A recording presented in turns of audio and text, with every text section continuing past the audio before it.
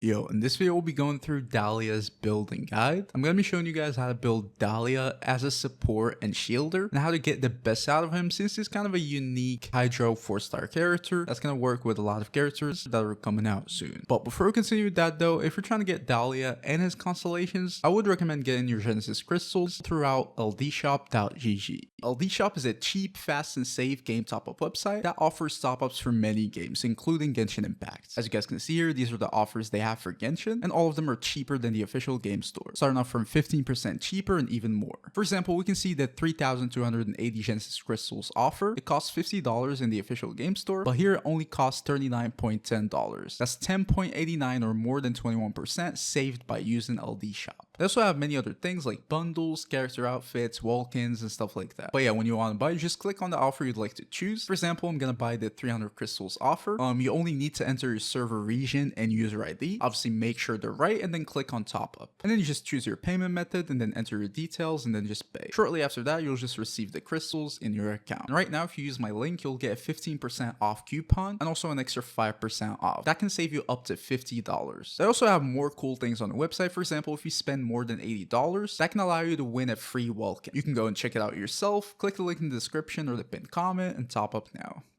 Alright, so back to the video for Dahlia's guide. We're going to explain his kit pretty quickly first. Just going to skim through it so we understand what he does. First of all, his normal attacks are just going to be normal attacks, nothing really special about them. His elemental skill is not going to be doing that much too. It's just something you put on the ground. You can also aim it when you hold, or you can just press it and it's going to be put on the ground. If enemies walk into it, it's going to deal damage to them. And if you walk into it, then it's just going to launch you in the air. That's pretty much it. And then finally, moving on to his elemental burst, which is basically the most important part of his kit. Basically, you just press it, you're going to deal damage, and it's going to give a shield to your active party member. This shield is going to scale off based on his HP, and this is the most important thing about his kit. For his passives, the only important one is going to be his second passive, which is just going to give attack speed to your active party member who's covered by the shield based on Dahlia's HP. It's going to give you 0.5% for each 1000 HP you have to a maximum of 20%. So you need 40k HP for you to maximize this passive. But yeah, that's pretty much it for his kit, really. Pretty simple character. You just get energy for his elemental burst and then use your elemental skill. And when you get your burst, just burst and switch to the next character, and he's going to be shielded. Your shield can be regenerated from your passives and stuff like that, but overall you just need to press your elemental burst and that's it. He's just a shielder and also some sort of support who's going to help you with your normal attack speed and might also help you with other things with his artifacts and stuff like that. We're going to see that in a little bit.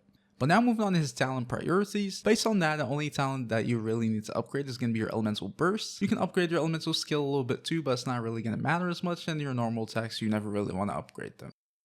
Now let's go through his constellations pretty quickly and see if any of them are worth getting or are very important, or if he's good at C0. First of all, C1, it's just that every time he gains a stack from his elemental burst, he will get some energy, which is pretty good. It's going to help him out with the energy. He's not going to be that energy hungry, but getting helped out with the energy is always good. So yeah, C1, I'd say pretty good, especially for a 4-star character. C2 is basically just going to increase your second shield strength. After you consume the stacks, you generate a second shield. C3 is just going to increase the level of your elemental burst. Pretty good, just more damage and shield scaling. So your shield is going to be stronger. Pretty decent too. C4 is just going to make your shield last for 3 extra seconds. Pretty decent too. I'd say it's probably the best constellation. It's going to make your shield last for longer, and then also your buffs last for longer. So yeah, it's pretty good. C6 is basically just a 10% attack speed increase to the character shielded. Just pretty good. More attack speed, kill, and then when a character who's affected by his thing gets killed, then he's just gonna immediately revive them and then restore their HP to 100%, which is basically just a Barbara C6. So yeah, it's good, but for C6 is whatever. So yeah, first constellations, none of them are really gonna change his playstyle or gonna be necessary for you to play him. Some of them are just gonna give you energy, some are just gonna increase your duration and stuff like that. Every constellation you get is gonna help you out a little bit, but none of them are really gonna be necessary at all. So you can play him fine at C0, but the more constellations you get, the better. It's not really gonna hurt.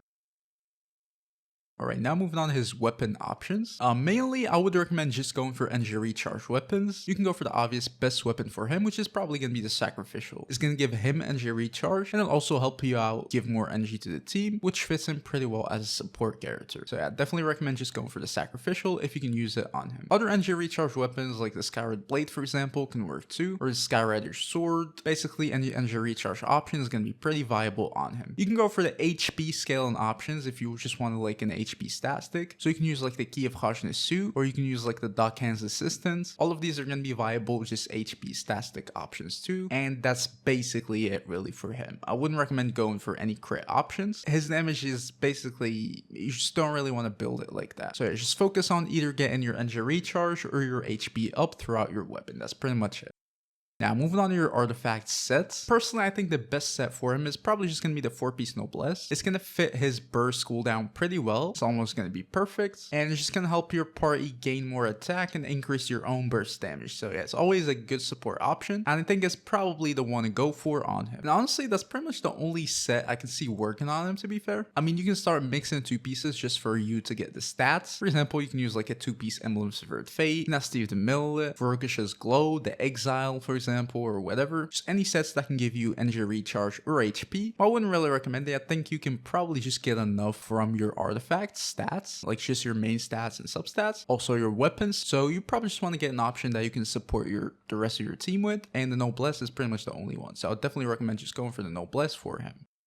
Now for your artifact stats, it's pretty simple. For your sands, you'd want to go for HP or energy recharge. I'm going to tell you how much you need of both in a little bit, and then you can decide what to go for. For your goblet, you probably just want to go HP, and the same thing for your circlet. That's really the only thing you want to go for. I don't think you should build crit on him. So yeah, just go for HP and stack as much HP as you can. For the substats, you probably want to focus on energy recharge and HP too. And you might want to get some crit rate if you were playing him with the Favonius. Some crit rate stats are going to be pretty good, so you can crit and generate energy for your team, which is always pretty good. Now for the final stats you'd want to have on Dahlia, you'd want to have more than 40k HP just so you can max out his passive. And also most of the things on his kit are going to scale with HP, like the attack speed, also his shield and stuff like that. So you probably just want to get at least 40k HP, and there's not really many stats you need to build on him, so I would assume you need to get 40k. And then finally for your energy recharge, you probably want to keep it above 150 or something around that, at a maximum of 200. It's going to depend on which team you're going to be playing him in, which weapon and stuff like that, which constellation. If you have C1, the energy requirements are going to drop too. But in general, 150 is going to be the lowest with like the Favonius, with a team that can help him out with energy a little bit. Maybe you have C1 and stuff like that. Up to 200 if you're not playing with a Favonius. You know, there's not many other Hydra teammates, stuff like that on your team. In that case, 200 is going to be required for you to burst on a good uptime. It's pretty much just like Bennett's.